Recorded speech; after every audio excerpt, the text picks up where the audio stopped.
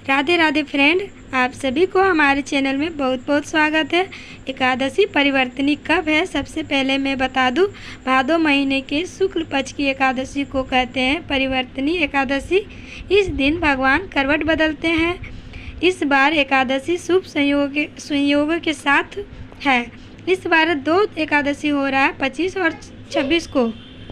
तो 2023 में परिवर्तनी एकादशी का जो व्रत है वो 26 सितंबर और दिन मंगलवार है। तो चलिए अभी लड्डू गोपाल को हम स्नान कराएंगे।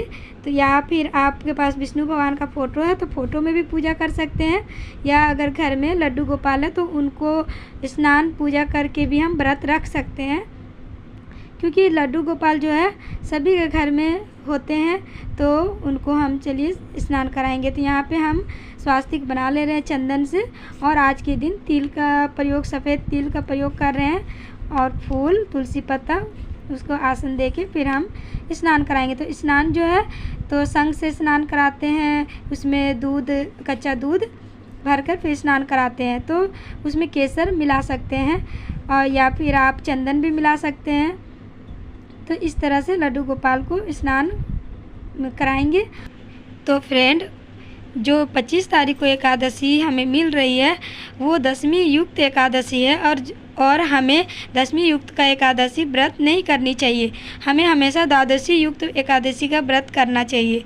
तो इसका पारण हमें जो लोग 25 तारीख को एकादशी का व्रत करेंगे उन्हें 26 तारीख को दोपहर में लगभग 1:30 बजे से लेकर 4 बजे के बीच में पारण कर लेना है। ठीक है। जो 26 तारीख को व्रत करेंगे उन्हें 27 तारीख की सुबह 6 बजे से लेकर 8 बजे तक अपना पारण कर लेना है। ठीक है। अब यहाँ लड्डू गोपाल को हम स्नान करा लिए हैं, और उनको अब हम फ्रेश अच्छे से पोंछ लेंगे और इत्र हम लगा देते हैं।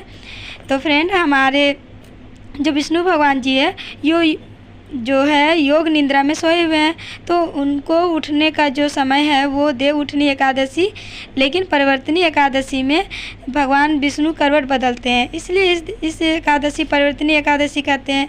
इसमें वामन एकादशी भी कहते हैं।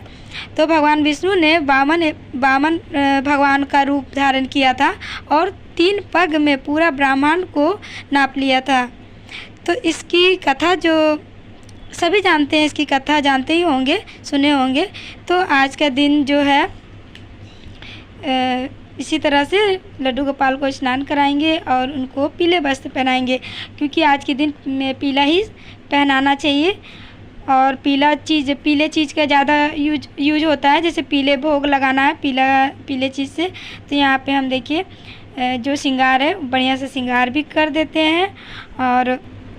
और आज के दिन मनचाहा दान दिया जाता है, सिर्फ श्रद्धा के अनुसार दान दिया जाता है। जैसे मनचाहा को आज के दिन दान नहीं दिया जाता है, तो आपका जो श्रद्धा में हो आप दान दे सकते हैं। तो दान पुण्य भी ऐसे ही श्रद्धा के अनुसार किया जाता है। तो यहाँ पे हम लड्डू गोपाल को श्रृंगार सब कुछ कर दिए हैं, अब सिंहासन में विराजमान कर दिए हैं। और उसके बाद यहाँ पे देखिए हम चंदन का तिलक लगा रहे हैं। तो तिलक लगा लेते हैं, और विष्णु जैसे लक्ष्मी नारायण जो फ़ोटो होता है उसकी पूजा की जाती है। तो और अगर नहीं तो फिर लड्डू गोपाल का हम पूजा करते हैं। तो यहाँ पे हम लड्डू गोपाल का इसी तरह से श्रृंगार भी कर दे रहे हैं उनको। और उसके बाद हम गाय माता यहाँ रख दिए हैं, और सबसे पहले जो पूजन करते हैं, पहले गणेश भगवान का पूजन किया जाता है। तो यहाँ देखिए गणेश भगवान को इस तरह से कलावा बांध देते हैं, और इनको गणेश मानकर फिर इनको हम फूल और जो तिल होता है उसका हम आसन करके फिर हम गणेश भगवान को वहाँ पे विराजमान करते हैं।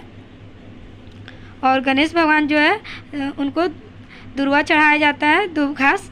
तो दूब घास आप चढ़ा सकते हैं, यहाँ पे हमको मिला नहीं था इसलिए हम नहीं चढ़ाए हैं। तुलसी अर्पित गणेश भगवान को नहीं किया जाता है। तो हम यहाँ पे जो तिल है वो अरवा चावल का प्रयोग नहीं करेंगे, तिल का प्रयोग करेंगे। तो तिल भी अर्पित कर दिए हैं ठाकुर जी को।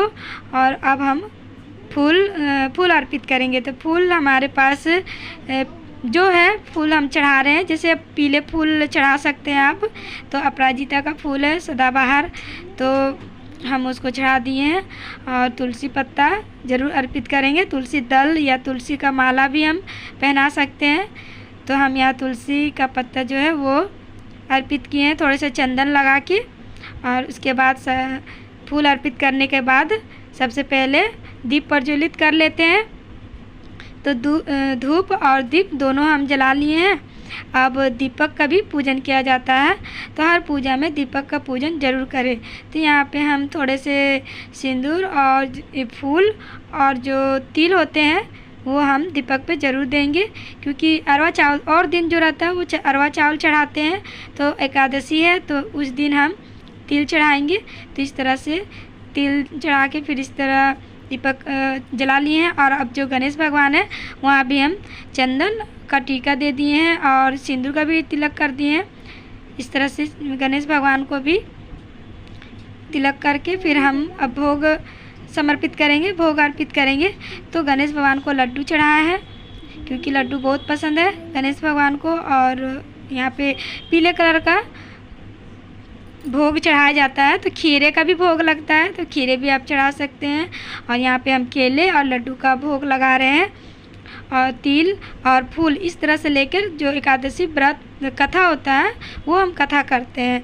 और कथा करने के बाद जो फूल और तिल उनको फिर हम लड्डू गोपाल ठाकुर जी के पास अर्पित चढ़ा देते हैं।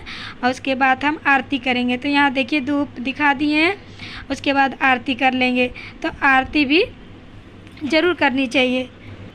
और इस पूजन को करके लक्ष्मी की समस्या को भी दूर कर सकते हैं। और इस दिन बड़े मन से परिवर्तनीय एकादशी का व्रत करना चाहिए और भजन करना चाहिए। जितना हो सके भजन कर सकते हैं, पाठ किया जाता है, सहस्त्र चालीसा, विष्णु चालीसा का पाठ करें, विष्णु सहस्त्र का पाठ करें। तो फ्रेंड, वीडियो अगर अच्छी लगेगी तो प्लीज़ एक लाइक कीजिएगा और हमारे चैनल को सब्सक्राइब कर लीजिएगा, कमेंट भी ज़रूर कीजिएगा। राधे।